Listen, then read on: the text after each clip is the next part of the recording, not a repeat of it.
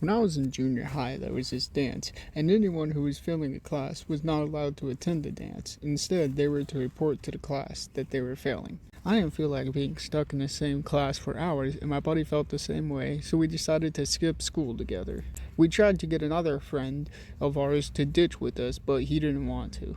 The next day, we went to a few classes before they told us to go to the class that we were failing, at which point my buddy and I went around the back of the school and started walking off property. Him and I were walking away when all of a sudden he stopped and started staring at something. I looked over to see what he was staring at when I realized that it was a teacher that was starting to run towards us. So we ran away. After losing the teacher, we continued to walk around town aimlessly until we got to a store.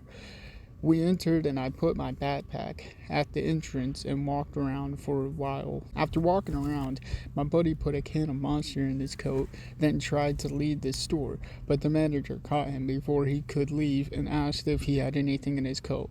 He told her no, and that he had set it down in one of the aisles. He then tried tricking the manager by leading her to this aisle, then taking the can out of his coat in a very obvious fashion and setting it on an aisle. The manager and I both gave him very confused looks before she told us both to leave. After this, there was nothing to do, so we decided to head back to school to see if the dance was over. As we walked down the street to get to our school, we were stopped by several officers in trucks blocking the road. When they got out, they told us that we needed to go right back to school. As soon as we got back to school, we went into the principal's office and he told me to have my mom sign papers so I could go back to school because my mom quit answering calls from the school a while back. When my mom got home, I explained to her what had happened, but I forgot to give her the paperwork, so I wasn't allowed to go back to school the next day.